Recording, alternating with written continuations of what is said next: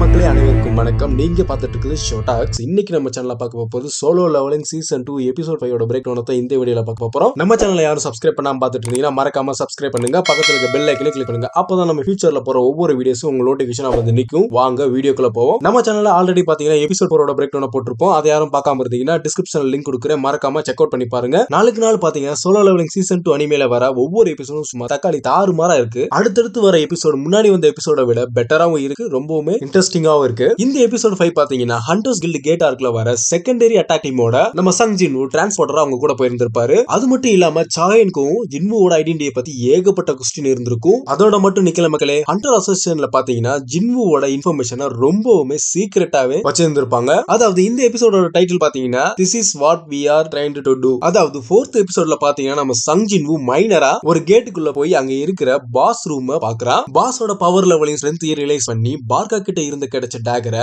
Use பண்ணி fight பண்ண தயாராகிறான். அப்போ பாத்தீங்கன்னா எதிர்பாராத விதமா சாயன் அவனோட பேக் சைடுல சடனா அப்பியர் ஆயிருப்பாங்க. அதோட அந்த எபிசோடையுமே முடிச்சிருந்திருப்பாங்க. எபிசோட் 5ல ஜின்வூ கிட்ட சாயன் பாத்தீங்கன்னா ஒரு சில கொஸ்டின்ஸ கேட்க ஆரம்பிக்கிறாங்க. பட் அவன் சாயனோட வாய்ஸ் கேட்டதுமே கையில இருந்த டேகரை மறைய வச்சிருந்திருப்பான். அதோட அவங்களுக்குள்ள ஒரு கான்வர்சேஷனுமே போயிட்டு இருந்திருக்கும். அப்போ பாத்தீங்கன்னா சாயன் பாத்தீங்கன்னா கூட கொஞ்சம் நடந்துக்கிறாங்க. அதாவது நம்ம ஜின்வூவை ஸ்மெல் பண்ணி பார்ப்பாங்க. நீங்க கேட்கலாம் அவங்க ஏன் ஜின்வூவை ஸ்மெல் பண்ணாங்கன்னு. அதாவது நம்ம சாயனுக்கு பாத்தீங்கன்னா ஒரு எபிலிட்டி இருக்கும். அதாவது பீப்பிள்ஸோட சென்ட்டை வச்சு ஹண்டர்ஸை கண்டுபிடிச்சிருவாங்க. பட் நம்ம ஜின்வூ மேல எந்த வித ஸ்மெல்லுமே வந்திருக்காது. ஜின்வூ பாத்தீங்கன்னா ப்ரீவியஸா நடந்த ஈவென்ட்ஸ் எல்லாத்தையுமே ஒன்னொன்னா நினைச்சு பார்த்துக்கிட்டு இருந்திருப்பாரு. அவர் மேல இருந்து ஸ்மெல் வராதது காரணம் சிஸ்டமால தேர்ந்தெடுக்கப்பட்டதுனாலதான். அப்படியே நம்ம ஜின்வூ பாத்தீங்கன்னா மைனர் டீமோட கேட்டை விட்டு எக்ஸிட் ஆக ஆரம்பிக்கிறாங்க. அப்ப அவனோட கோவர்க்கர்ஸ் ஒரு சிலர் அவனை கலாய்ச்சிருந்திருப்பாங்க. வெளியே வந்தது இன்னும் சிலர் ஜின்வூவோட இன்கிரெடிபிள் ஸ்ட்ரென்த்தையும் ஒர்க்கையும் பார்த்து ரெகக்னைஸ் பண்ணிருப்பாங்க. ஜின்வூவோட சூப்பர்வைசர் அவனுக்கு சேலரி கொடுத்தது மட்டும் இல்லாம அடுத்த ஒர்க்குமே ரெக்ரூட் பண்றாரு. நம்ம ஜின்வூ அதை அக்செப்ட் பண்ணிருப்பான். அது எதனாலனா அவனோட ரீவாலுவேஷனுக்கு ஹெல்ப்பா இருக்குன்ற ஒரே காரணத்துக்காக மட்டும்தான். அதுக்கடுத்து சீன்ல பாத்தீங்கன்னா நம்ம சாயன் ஜின்வூவை பத்தி இன்ஃபர்மேஷனை ஹண்டர்ஸ் அசோசியேஷன்ல விசாரிப்பாங்க. ஆனா அங்கதான் அவங்களுக்கு பெரிய ஷாக்கே இருந்திருக்கும்.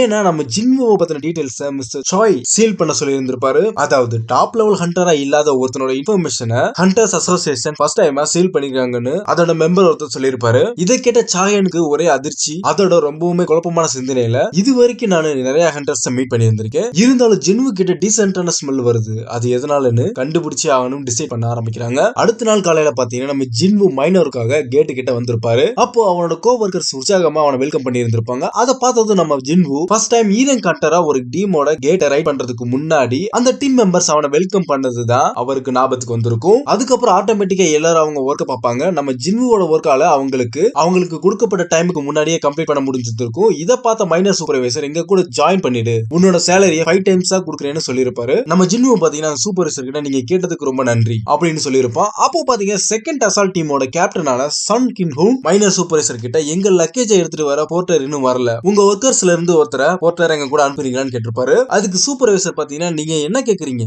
லோ ரேங்க் ஹண்டர்ஸால இந்த ஹை லெவல் ரேங்க் கேட்ல தன்னோட உயிரை பணைய வைக்க மாட்டாங்க, அதுக்காக நீங்க அதிக அளவு பணம் கொடுத்தாலும் எந்த ஒரு மாற்றமும் வரப்போறது இல்லைன்னு சொல்லியிருப்பாரு. அப்ப பாத்தீங்கன்னா அசால்ட் டீமோட கேப்டன் உங்களை யாருமே வரலையான்னு கேக்குறப்ப நம்ம ஜின்வூ நான் வரேன்னு சொல்லியிருப்பான். அதோட அந்த டீம்ல பாத்தீங்கன்னா 6 A ரேங்க் ஹண்டர்ஸும் 3 B ரேங்க் ஹண்டர்ஸும் அவங்களோட நம்ம ஜின்வூவும் போர்ட்டரா ஜாயின் பண்ணி கேட்டுக்குள்ள என்ட்ரி ஆயிருந்திருப்பாங்க. அவங்க உள்ள போனதுக்கு அப்புறம் பாத்தீங்கன்னா அந்த டீம் அப்நார்மல் ஆக்டிவிட்டியை நோட் பண்றாங்க. அப்ப பாத்தீங்கன்னா குயிக்கா எந்தவித இன்ஸ்ட்ரக்ஷனுமே இல்லாம அட்டாக் ஃபார்மேஷனுக்கு தயாராக ஆரம்பிச்சிருந்திருப்பாங்க. இதை பார்த்து நம்ம ஜின்வூ பெரிய ஷாக்காவே இருந்திருக்கும். அப்ப அந்த டீம் ஜாக்கல்ஸ்னு சொல்லப்படுற டஞ்சன் டாக்ஸ் அட்டாக் பண்ண ஆரம்பிக்குது. அதை எப்படியோ சமாளிச்சிருந்திருப்பாங்க. அதுக்கப்புறம் சி ரேங்க் மேஜிக் பீஸ்ட் எப்படி இந்த கேட்டுக்குள்ளன்னு அந்த டீம் ரொம்பவுமே குழம்பிக்கிட்டு இருக்கப்ப நம்ம ஜின்வூ ஒரு விஷயத்தை நோட்டீஸ் பண்றாரு. அதாவது அந்த மேஜிக் பீஸ்ட் கிட்ட பாத்தீங்கன்னா ஒரு நெக்காலர் இருந்திருக்கும். இந்த கேட்டுக்குள்ள யாரோ இந்த பீஸ்ட ஹியூமன்ஸ் அட்டாக் பண்ற மாதிரி ஒரு ஹண்டிங் டாக்ஸா யூஸ் பண்ணிக்கிட்டு இருக்காங்கன்னு தெரிய வருது. அந்த டைம்ல சடனா பாத்தீங்கன்னா அவங்க எதிர்பார்த்த மாதிரி ஒரு குரூப் ஆஃப் ஆர்மிஸ் அப்பியர் ஆகுறாங்க. இந்த குரூப் பாத்தீங்கன்னா ஹையார்க்னு சொல்லப்படுற ஒரு டைப்பான மேஜிக் பீஸ்ட். அதுக்கப்புறம் ஹண்டர்ஸ் குரூப்பும் ஹையார்க் ஆர்மியும் ஒருத்தருக்கு ஒருத்தர் பேட்டில் பண்ண ஸ்டார்ட் பண்றாங்க. பட் ஹையார்க்ஸ் ஆர்மியோட கைதான் அந்த பேட்டில்ல ஓங்க ஆரம்பிக்குது. அது எதனாலனா அசால்ட் டீம் ஹண்டர்ஸோட மேஜிக் ஸ்ட்ரென்த் ஸ்கில்ஸ் இது எதுவுமே அந்த ஹையார்க் ஆர்மி கிட்ட மேட்ச் பண்ணவே முடியல. கிட்டத்தட்ட அந்த அசால்ட் டீம் எல்லாருமே சாகுற நிலைமைக்கு போயிருந்திருப்பாங்க.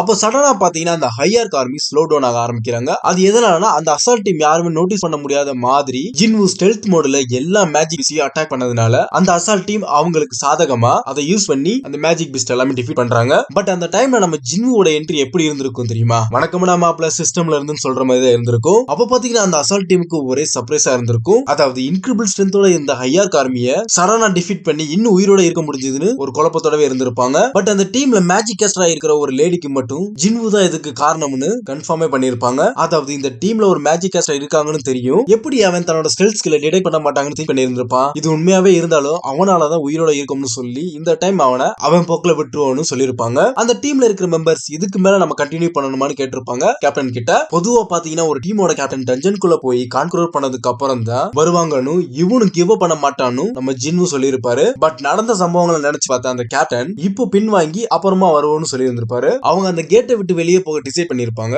பட் அங்க ஒரு பேரியர் அப்ப இருந்திருக்கும். அந்த பேரியரை மேஜிக் பவர் யூஸ் பண்ற 3 ஹண்டர்ஸ் அதை பிரேக் பண்ண பாப்பாங்க. அப்பதான் அவங்களுக்கு தெரிய வருது அதுல கர்ஸ் மேஜிக்கை யூஸ் பண்ணிருப்பாங்கன்னு. அதோட அந்த 3 ஹண்டர்ஸ்மே பயங்கரமா பாதிக்கப்பட்டிருப்பாங்க. அப்போ சடனா பாத்தீங்கன்னா அங்க எனார்மஸ் பவரை, அதாவது அதிக அளவு பவரை அவங்களால ஃபீல் பண்ண முடிஞ்சது இருக்கும். அதுல ஒரு ஹண்டர் பாத்தீங்கன்னா டஞ்சன் பாஸா இருக்குமோன்னு ரொம்பவே பயந்துட்டு இருந்திருப்பாரு. அப்படியே அவங்க பின்னாடி திரும்பி பார்த்தா ஹையார்க் ஆர்மி முன்னாடி அப்பியர் ஆனதை விட நம்பர்ஸ்ல அதிகமா இருந்திருப்பாங்க. அப்ப பாத்தீங்கன்னா அந்த ஆர்க் ஆர்மில ஒரு ஆர்க் வழியா டெலிபதி மூலமா கிரேட் சார்சரர் அண்ட் ஆர்க் ட்ரைபோட குளோரியஸ் சொல்லப்படுற டஞ்சன் பாஸ் கார்கலன் அசால்ட் டீம் கேப்டனோட கான்வர்சேஷனை ஆரம்பிக்கிறா. அந்த டைம்ல கார்கலன் உங்களால இங்க இருந்து வெளியே போக முடியாதுன்னு சொல்லிருப்பா. அப்போ அந்த டீமோட கேப்டன் நீ தான் இந்த பேரியரை கேஸ் பண்ணியான்னு கேட்டிருப்பாரு. அதுக்கு அந்த டஞ்சன் பாஸ் பாத்தீங்கன்னா உங்களுக்கு 2 ஆப்ஷன் தான் இருக்கு, ஒன்னு நீங்க என்ன பார்க்க வரணும், அப்படி இல்லைன்னா என்னோட ஆர்க் ஆர்மி கையில சாக வேண்டியதுதான் சொல்லிருப்பா. அதுக்கு அந்த டீமோட கேப்டன் பாத்தீங்கன்னா நாங்க ரெடி. அதோட நம்ம ஜின்வு கிட்ட ஒரு ரெக்வெஸ்டையும் வைக்கிறா. பாஸோட பிளேஸுக்கு போனதுக்கு அப்புறம் அவங்கள நாங்க டிஸ்ட்ராக்ட் பண்றோம், அதுக்குள்ள நீங்க வெளியே போய் மெயின் அசால்ட் டீமை கான்டாக்ட் பண்ணி இங்க நடக்கிறத சொல்லி அவங்கள கூட்டிட்டு வாங்கன்னு சொல்லிருப்பா. அப்போ அந்த டீம்ல இருந்து ஒரு ஹீலர் லேடி தன்னோட வில்ல ஒரு டைரியில எழுதி ஜின்வு கிட்ட கொடுத்து ஏதாவது அசம்பாவிதம் நடந்தா இதை என்னோட ஃபேமிலி கிட்ட கொடுத்துருங்கன்னு சொல்லிருப்பாங்க.